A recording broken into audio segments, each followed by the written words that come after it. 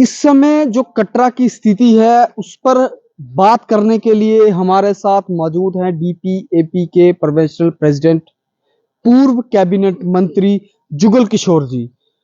जुगल किशोर जी, सबसे पहले स्वागत है आपका।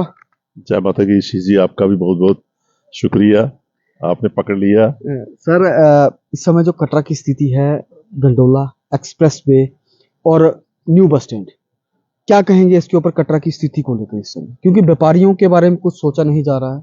बीजेपी के नेता आते हैं, ताबड़तोड़ बयानबाजी करते हैं और कटरा के जो लोग हैं, पहले कटरा है फिर पार्टी है, तो कटरा के जो लोग हैं उनको कुछ असमंजस में है। तो इसके ऊपर आप क्या क्या टिप्पणी देना चाहेंगे? देखिए, एक तो जैसे आपने कहा कि कटरा के अंदर भारतीय जनता पार्टी के पिछले दिनों मेंबर ऑफ पार्लियामेंट आए थे और उन्होंने यहाँ आकर भी कहा, उससे पहले उन्होंने ऑलरेडी एक इंटरव्यू भी दिया था जिसमें उन्होंने जिक्र किया था कि हम यहाँ दिल्ली से एक्सप्रेस हाईवे बन रहा है जो सीधा ताराकोट पहुंचेगा। ताराकोट के बाद वहां रोपवे लगी होगी, यात्री वहां दर्शन करेगा, वापस आएगा और ताराकोट से वापस चला जाएगा। पहले भी मैंने विरोध किया था उस वक्त। दूसरा, अब जो उन्होंने यहाँ कर दिया है, यहाँ का तो जैसे आपने कहा कि कटरा के लोग असमंजस में हैं, ये आप ही के वर्ड हैं और ये दुरुस्त बात है कि कटरा के लोग कंफ्यूज्ड हैं।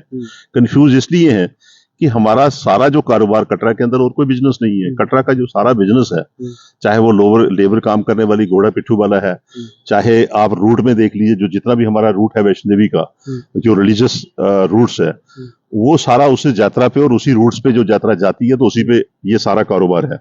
बाकी यहाँ कोई ऐसा बिजनेस और कोई इंडस्ट्री तो है नहीं है। ये कटरा की बात आपने कही है। हालांकि जो उनके स्टेटमेंट के बाद तो खाली कटरा में ही फर्क नहीं पड़ता है, ये जनरली सब जगह पड़ता है। तो यहाँ जो आपने मुझे बात कही है कि कटरा के अंदर जो असमंजस में है, जो 3 इशू है यहाँ पे। सबसे पहले तो कटरा के अंदर एक मुसीबत होती थी पहले कटरा बस स्टैंड की, जो मेरे टाइम पे भी थी जब मैं एमएलए मिनिस्टर था। तो यहाँ जिस वक्त थी तो हम उस वक्त विरोध करते थे कि बस स्टैंड बनना नहीं चाहिए। फिर लास्ट में ये भी फैसला हुआ कि अगर बने भी तो कम से कम जो दुकानें बनती हैं, कमर्शियल एक्टिविटीज वहां पर नहीं होनी चाहिए, होटल नहीं बनने चाहिए, वहां दुकानें नहीं बनी है। 350 दुकान उस वक्त थी। आज फिर वही जो बस स्टैंड बन रहा है तो जो 350 दुकान उस पे है। आज वही जो जहां पर मेंबर ऑफ पार्लियामेंट ने आकर जो स्टेटमेंट दिया है, वहां ये कहा कि हम प्राइम मिनिस्टर ने प्रसाद के तौर पे रोड भी बन रही है, रोपवे भी लग रही है और कटरा का बस स्टैंड भी यहाँ पे, जिसमें कम्प्लेक्स बनेगा, बहुत बड़ा कम्प्लेक्स बनेगा जिसमें 400-500 करोड़ रुपए उस पर खर्च होगा, 40,000 करोड़ उसमें खर्च होगा, रोड पे खर्च होगा। तो मेरा जहां जो आपका जो कहने का तसुरात है, जो मैंने पहले भी बहुत से इंटरव्यू दिए, बहुत दफा कहा है, मैं एक बात कहूंगा इससे कि पहले भी कटरा के लोग वो छोड़ डालते थे कि जिस वक्त बस स्टैंड बन रहा था पहले, तो तब भी हमने विरोध करते थे। जब रोड का काम लगा था तब भी हमने विरोध किया था। लेकिन ये बात आपकी दुरुस्त है कि जो आप कह रहे हैं असमंजस में है, वो असमंजस नहीं है। असमंजस में जो छोटा आदमी काम करने वाला वो है, लेबर है, धरूड़ वाले हैं, बाणगंगा वाले हैं, कटरा के लोग जो काम करते हैं। लेकिन जो पॉलिटिकल एक्टिविटीज करते हैं वो तो मेंबर ऑफ पार्लियामेंट के साथ थे खड़े हुए, और वो सारे के सारे लोग वहां खड़े थे। और जिस वक्त उन्होंने कहा मेंबर ऑफ पार्लियामेंट ने कि जहां मीडिया वाले जो हैं ये गलत बयानबाजी करते हैं, गलत तरीके से कहते हैं, और मेरे ख्याल वो मीडिया वाले चाहे इंटरव्यू लेने वाला या दूसरा, वो ऑन स्पॉट वहां कह सकता था। ये लोग तो उसमें प्रोटेस्ट में थे, जो लोग विरोध करते थे कि रोड नहीं बननी चाहिए।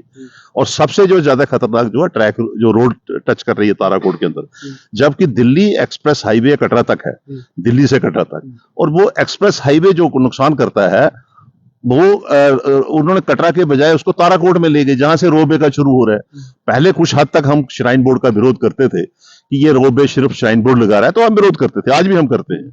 लेकिन रोपवे तो एक पार्ट हो गया, रोपवे भी उन्होंने प्रसाद के तौर पे प्राइम मिनिस्टर ने पैसे दे अनाउंस कर दिए।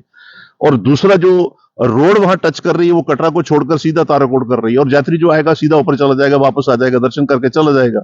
इसलिए मैं समझता हूं कि जो आप कह रहे हो कि कटरा के अंदर बेचैनी है, लोगों के अंदर परेशान है। परेशान किस लिए है कि ज्यादातर जो लोग लीडरशिप कटरा की है, खड़वंशगिरी हम कहते हैं उसको डोगरी में, जितनी भी है वो सब बीजेपी के पास है। सब उन लोगों के पास है जो ताड़ियां बजा रहे थे प्रोफेसर उसके साथ मेंबर ऑफ पार्लियामेंट के पास बैठकर।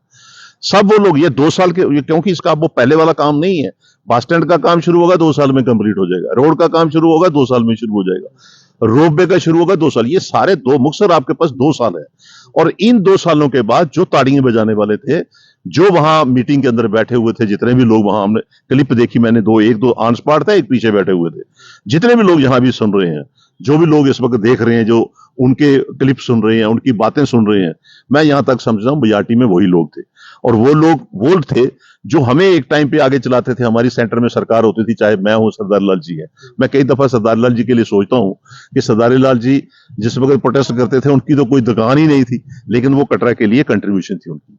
इसी तरीके से हमारा जो रोल बनता था, हम लोग अपनी तरीके से चलते। ये नहीं कि बिजनेस के लिए, कारोबार दृष्टि से मुझे क्या फर्क पड़ेगा 5 मिनट के लिए देखा जाए, मुझे इंडिविजुअल। और मैं कई दफा से उनके लिए सोचता था कि उनकी बाजार में दुकान नहीं है, लेकिन जब भी कोई इशू उठता था तो उस वक्त हम चलते थे। ये कटरा के अंदर हमने काफी मुसीबत देखी है, लेकिन वो मुसीबतें तो हमने निकाल ली अपने टाइम पे।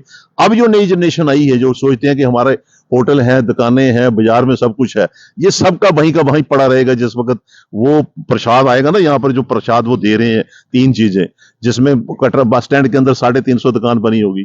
350 दुकान, क्या इनमें से कोई लेगा दुकान? कटरा वाले कोई नहीं ले पाएंगे वहां दुकान, जिस वक्त उसकी बिड़ जाएगी। उन्होंने बिजनेस एंगल से मार्केट बनानी है, उसके पैसे पूरे करने हैं 400 करोड़ रुपया। और जिस वक्त वहां होटल के लिए ऑक्शन होगी, दुकान की ऑक्शन होगी, कौन लेगा इनमें से? और उसके बाद जहां तक वो रोड, मैं रोड के लिए आपको एक सिंपल सी एग्जांपल देता हूं कि इसका इफेक्ट जो है पूरे लखनपुर से लेकर जम्मू तक होगा। चाहे कुछ लोग ऐसे भी हैं जम्मू के अंदर, कुछ ऐसी संस्थाएं हैं जो श्राइन बोर्ड के साथ जुड़ी हुई हैं, श्राइन बोर्ड की चिमचागिरी करती हैं, एडमिनिस्ट्रेशन की चिमचा करती हैं, सरकार की चिमचागिरी करती हैं। उसका नतीजा जो होगा, वो अपने ढंग से सोच रहे हैं। वो ये नहीं सोच रहे हैं कि लखनपुर से जब एक्सप्रेस हाईवे बनता है, वो सीधा जब एक्सप्रेस हाईवे आएगा, वो सीधा जिस वक्त आएगा तो दाएं बाएं सर्विस लेन होगी, तो जो आएगा वहां गाड़ी के अंदर कोई लखनपुर से लेकर जम्मू के अंदर कोई एंट्री नहीं होगी, और रास्ते में जितने ढाबे शबे चाय वाले बने वो सब उठ जाएंगे। तो चलो वो एक पार्ट आ गया, लेकिन मैं कटरा की बात कर रहा हूं कि कटरा के अंदर जो लोग वहां इस वक्त आज की डेट में जो एक्टिव हैं, सरकार के साथ जुड़े हुए हैं, पार्टियों में पोस्टें ली हैं, इलेक्शनों की तैयारियां कर रहे हैं, मैं उनसे ये कहूंगा कि ये ठीक है, इलेक्शन आनी है जानी है, किसने लड़नी किसने नहीं लड़नी है, लेकिन जो कटरा की तबाही हो रही है, लोग आपको माफ नहीं करेंगे, ये गलत है। आप इसके लिए रोक लगाइए। हम सबसे पहले रोड की रोक लगनी चाहिए। दूसरा, उसके बाद बस स्टैंड की जो नक्शा बना हुआ है, जिसके अंदर दुकानें और होटल बन रहे हैं, उसको रोकना चाहिए। और वो लोग जिस वक्त हम लोग रोकते, हमने रोका 20 साल 25 साल नहीं बनने दिया, रोड भी हमने रोकी थी। अब उनके बाद रोड भी बने, उनके आने के बाद जो एमएलए विधायक बने, उनके टाइम पे कटरा की वैष्णो देवी की रोड बनी। उनके बाद यहाँ पे रोड ताराकोट जा रही है, तो उनके बनाए हुए रास्ते के साथ टच हो रही है, जो उन्हीं के टाइम पे रोड बनी थी ना, नहीं तो हम पहले विरोध करते थे। इसलिए इसका नुकसान जो है वो कटरा पूरे शहर को होगा। कटरा के साथ बाणगंगा और दरूड़ के अंदर जितनी भी दुकानें हैं, इस वक्त नहीं करते हुए 50,000 आदमी जो कटरा के अंदर काम करता है, 50,000 के करीब। तो मैं यहां तक समझता हूं, आपने मुझे पूछा, जो आपने पकड़ लिया, पूछ लिया मुझे, मैं तो ऑलरेडी इस चीज के खिलाफ हूं। यहां तक विरोध की बात, हम विरोध करने के लिए भी तैयार है, लेकिन जिनकी सरकार है, जब हमारी सरकार थी हम विरोध करते थे, आज वो आए आगे, और उसमें ये कोई बुरी बात नहीं है अगर मेंबर ऑफ पार्लियामेंट को समझाना भी पड़ जाता है, समझाइए आप। अगर कोई विरोध करना है, हम आपके साथ हैं, आप बैठे प्रोटेस्ट करें, हम भी पीछे आपके खड़े हैं। तो इसलिए मैं समझता हूं कि कटरा के लोगों को अब इसी वक्त जागना चाहिए। इसी वक्त विरोध हो सकता है, जिस वक्त टेंडरिंग हो जाएगी बस स्टैंड की, शॉपिंग कम्प्लेक्स की, रोपवे की हो जाएगी वहां पे, तो फिर उस वक्त आप कुछ नहीं कर पाओगे। धन्यवाद, शुक्रिया। ये थे हमारे साथ डीपीएपी के प्रोविजनल प्रेसिडेंट जम्मू प्रोविंस के जुगल किशोर जी, पूर्व कैबिनेट मंत्री। क्या कहा इन्होंने गंडोले को लेकर, रोपवे को लेकर, और नए बस स्टैंड को लेकर और एक्सप्रेस वे को लेकर, जरूर सुने और वीडियो को ज्यादा से ज्यादा शेयर करें और कमेंट बॉक्स में अपनी राय जरूर दें। क्या इनका कहना सही है या गलत? आप देखते रहें जेके मीडिया।